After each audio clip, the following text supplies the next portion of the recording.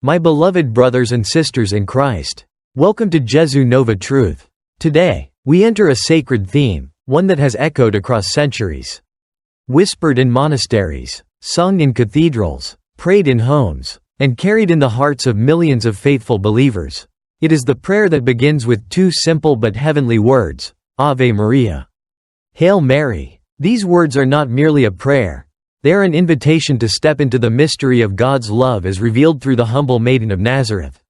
When we say Ave Maria, we join the very greeting spoken by the angel who announced the dawn of salvation. We are not inventing something new. We are entering into a divine moment that changed the world.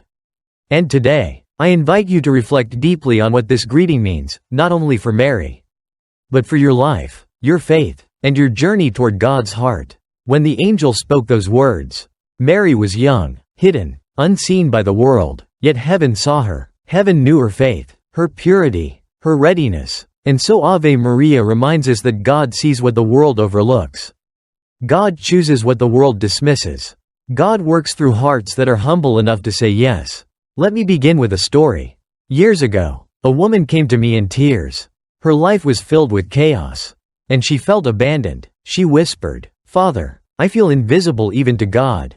I took her hand and said, "My child, Mary was invisible to the world too. But God found her in the quiet." That moment changed her entire outlook. She began praying the Ave Maria daily. Not as ritual, but as a reminder that God meets us precisely in the hidden places. You see, this prayer is not just about Mary, it is about how God interacts with humanity. In Mary's yes, we find hope for our own yes. In Mary's trust, we find the courage to trust. In Mary's surrender, we find the path to holiness. Now, when we say Ave Maria, we echo the angel's proclamation, full of grace. This title reveals something extraordinary. Grace was not something Mary had once, it was something she carried continuously. She lived in the presence of God. Her heart was aligned with the will of the Father. Her soul was a dwelling place of divine love. But grace is not passive. Grace is active. Grace moves. Grace transforms.